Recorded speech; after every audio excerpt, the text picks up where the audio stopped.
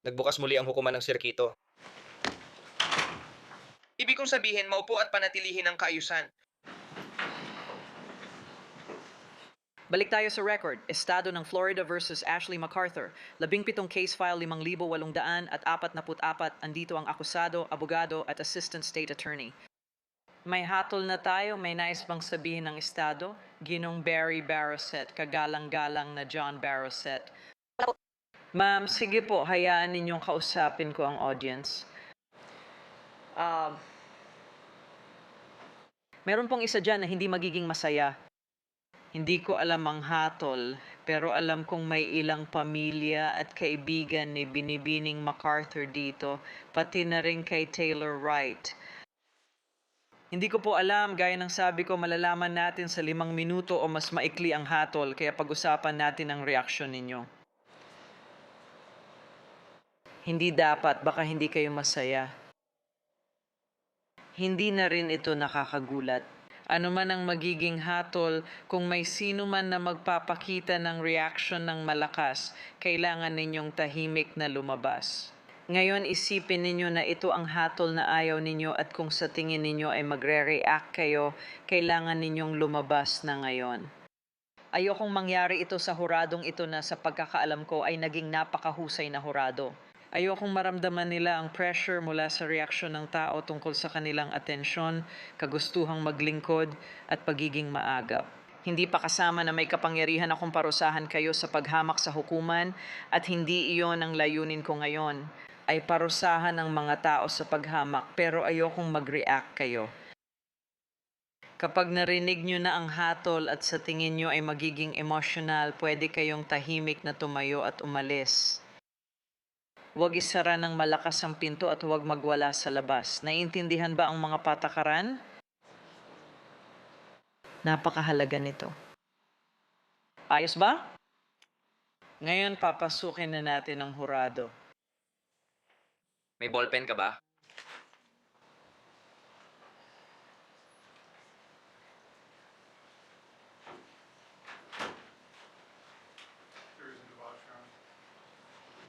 Sige, maupo na lahat. Narito ang akusado, ang kanyang abogado at ang assistant state attorney.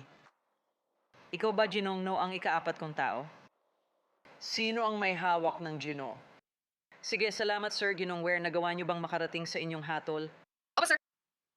Sige, ang gusto ko lang ay ibigay mo ito sa seguridad ng korte. Sige, salamat.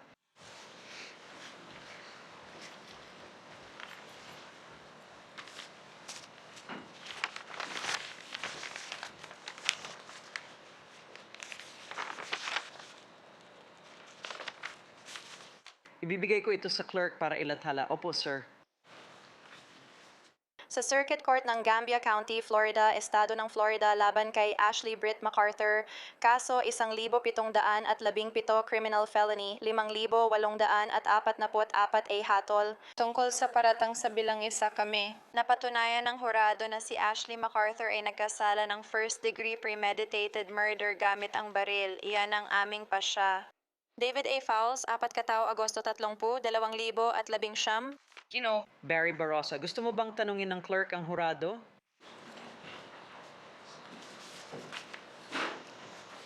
Sige, magtatanong si Rene ng isa-isa, ha? Ito ba ang iyong personal na hatol, pati na rin ang hatol ng buong hurado? Opo, ma'am, ito po. Ito ba ang inyong hatol? Opo, ito po. Ito ba ang inyong hatol? Opo, ito po. Ito ba ang inyong hatol? Ito ba ang inyong hatol? Ito ba ang inyong hatol? O, ito nga. Ito ba ang inyong hatol? Oh, ito na nga. Ito ba ang inyong hatol? Oh, ito nga. Ito ba ang inyong hatol? O, ito nga. Ito ba ang inyong hatol? Oh. Ito ba ang inyong hatol? Oh, ito nga. Ito ba ang inyong hatol? Ayos lang. Salamat.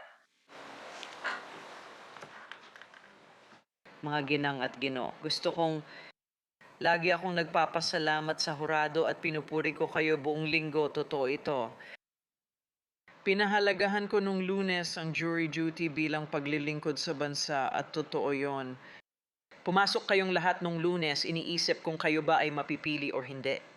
Sumunod, alam nyo na, Lunes ng hapon, 5 araw na ang paglilitis.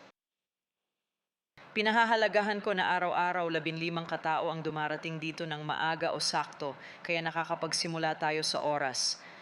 Salamat sa pagsulat ng mga tala at pagbibigay pansin. Nung tinanong ko kung pwede tayong magtagal lampas alas 6, pumayag kayo para manatili sa tamang direksyon. Pinahahalagahan ko ang maingat ninyong pagdedesisyon sa kaso, kaya kayo naging natatanging hurado at kahanga-hanga ang inyong partisipasyon. At ang ibig kong sabihin gaya ng sinabi ko, ito ay sibiko, alam nyo, paglilingkod sa bayan. Ito ay paglilingkod sa inyong bansa. At ito ay isa sa, gaya ng sinabi ko, 2 pinakamahalagang tungkulin na maaari ninyong gampanan sa panahon ng kapayapaan. At hindi namin ito magagawa kung wala kayo. Mahirap ang kasong ito pero napanatili nyo ang magandang ugali kaya papayagan ko na kayong umalis. Mga hurado, sasamahan kayo ng seguridad ng korte papunta sa inyong mga sasakyan. Ito ang magiging serbisyo mo bilang hurado ng hindi bababa sa 1 taon. Kaya kung tawagan o sulatan namin kayo at hindi pa lumilipas ang 1 taon, maaari kayong tumawag pabalik at sabihin na kasama nyo ako noon. Ipaalala sa kanila hindi nyo na kailangang pumunta rito. Talakayin natin ang ilang karapatan mo hindi kailangang pag-usapan ng kaso. Walang sino man ang maaring pumilit sa iyo na pag-usapan ang kasong ito o ang iyong mga iniisip at opinyon o ang mga sinabi mo o kahit ano paman. Pwede ka nang umuwi ngayon at kung gusto mo, pag-usapan natin ang kaso. Kung gusto mong mag-live stream o mag-google ng kahit ano, ikaw ang bahala. Nasa iyo ang desisyon, walang pwedeng magpilit at kung pipiliin mong manahimik, ayos lang. Madalas kong ipinapakilala ulit ang mga abogado dahil minsan nung abogada pa ako may hurado na tumatawag sa akin. Napansin kong kapaki-pakinabang ang payo nila lalo na kung makakasalubong mo ang mga abogado sa publiko. Hindi sila lalapit sa inyo maliban kung kakawayan lang kayo at hindi nila kayo pipilitin o tatanungin. Kung nais mong makipag-ugnayan, pwede naman. Si Bridget Jensen ay nagtatrabaho para kay Bill Edens, ang inyong state attorney. Ang numero ni Bill Edens ay nasa Blue Pages. Si Barry Barrett ay nagtatrabaho para siya ang pangalan tao sa Barrett at Keene. Malaki ang bahay nila sa Shamth Avenue, negosyo nila ito. Ang anak ni John Barrett ay may sariling law firm sa Government Street. Kung gusto mo, pwede kang pumunta roon. Sa kahit anong paraan. Salamat. Yan lang masasabi ko. Sinabi ko na kayo ang mga tao ko at sisiguraduhin kong maayos kayong lahat. Gusto kong maging ligtas kayong lahat dyan at patuloy na bantayan ang bagyo kung sakaling pumasok ito sa gulpo. Sana sa ibang araw, siguro sa 1 o 2 taon, makita ko ulit ang 1 o 2 sa inyo sa ibang kaso. Malaya na kayong umalis ngayon. Salamat.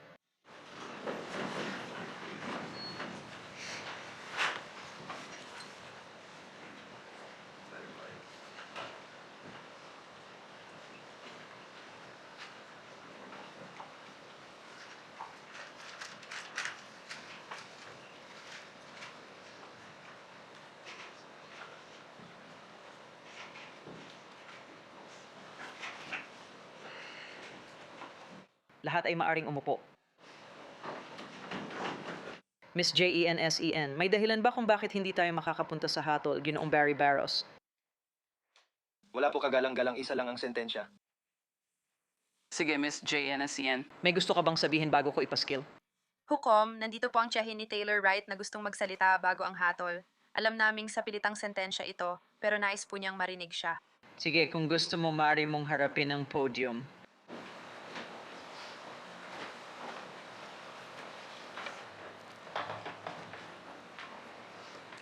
Sa pagkakaintindi ko, di na kailangan ng score sheet kasi iisang sentensya lang ang ipapataw.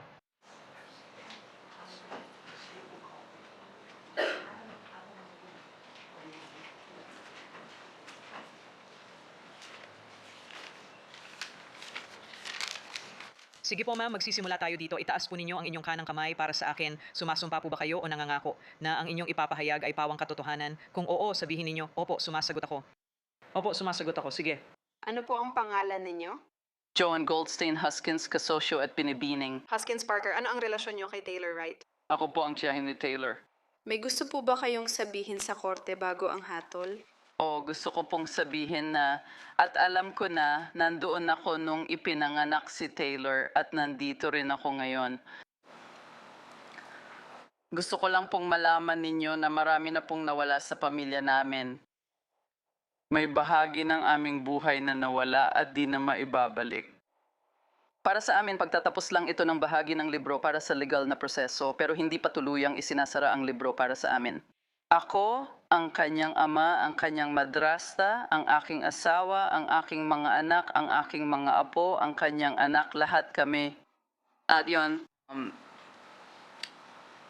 si Taylor ay nawala ng maaga, hindi dahil sa Diyos o sakit, kundi dahil sa gawa ng tao. Napakabagsik noon. At pwede ko pa ituloy pero sobrang lungkot ng kwento. Salamat at masaya akong napagdesisyonan natin ito ngayon. Salamat.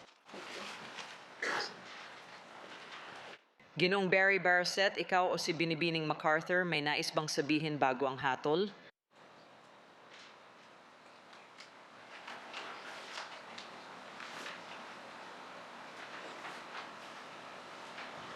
Hukom, ang hiling ko lang po ay sabay ipataw ang sentensya na ito sa iba pa niyang sentensya dahil nahatulan na po siya dito. Sige, kailangan ko lang po kayong lahat na tumayo. Bibi, MacArthur, tatanungin kita. Itaas ang kanang kamay. Sumasang-ayon ka bang ang testimonya mo ay totoo? Kung oo, sabihin oo. Sige po. Bibi MacArthur, personal kitang tinatanong, may nais ka bang sabihin sa korte? Sige po. Sige, Ashley MacArthur. Matapos mapatunayang nagkasala ka, lampas sa makatwirang pagdududa ng isang hurado ng iyong mga kapwa ng first-degree premeditated murder gamit ang baril, idedeklara kitang nagkasala. Hahatulan kita ng habambuhay na pagkakakulong, hindi bababa sa 25 taon sa bilangguan ng Estado dahil sa paggamit ng baril. Kasama rito ang kredito. 327 na araw. 327 araw na sabay tatakbo sa iba pang sentensya na pinaglilingkuran. Palagay ko $518 ito kasama na ang multa at gastos. May iba pa bang bayarin?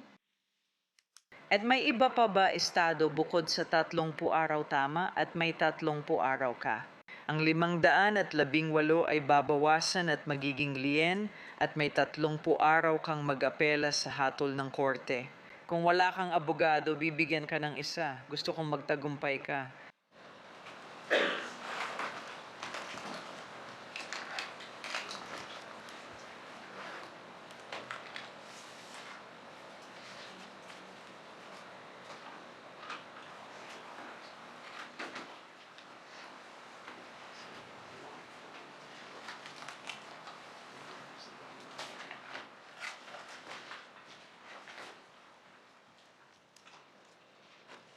Kinukuha ang fingerprint Binibining MacArthur. Lahat ng nanatili ay naging kooperatibo, pero habang lahat ay lumalabas na sa pasilyo, pakiusap, muli, sapat na ang gulo, trahedya at mga kakilakilabot na pangyayari. Huwag nang dagdagan pa ang sitwasyon sa pamamagitan ng paglabas sa pasilyo at pakikipagtalo o pakikipagdiskusyon sa sinuman sa kabilang panig ng kaso. Kailangan lang umalis bawat isa sa sariling direksyon at hayaan yon. Sige, kapag napirmahan ko na ang fingerprint card, tapos na ako. Meron pa bang iba mula sa Estado? Barry Barasa. Kailan mo inaasahang ilalabas ang hatol? Meron tayong 30 araw mula sa petsa ng hatol. Ilalabas ba ito ngayon? Opo ma'am, maaari namin gawin ito ngayon. Kailangan ba talaga ito ngayon? Hindi naman. Gawin natin ito sa Martes. Ipapaabot ko sa kanila na dalhin ito sa akin o sa korte sa Martes para magsimula ang oras noon. Kung mas okay yon, gagawin ko.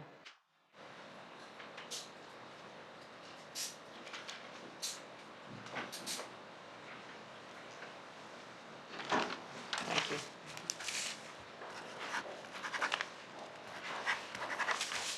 Sige, at sa lahat, sa ganon, tapos na ang lahat ng gawain ng korte.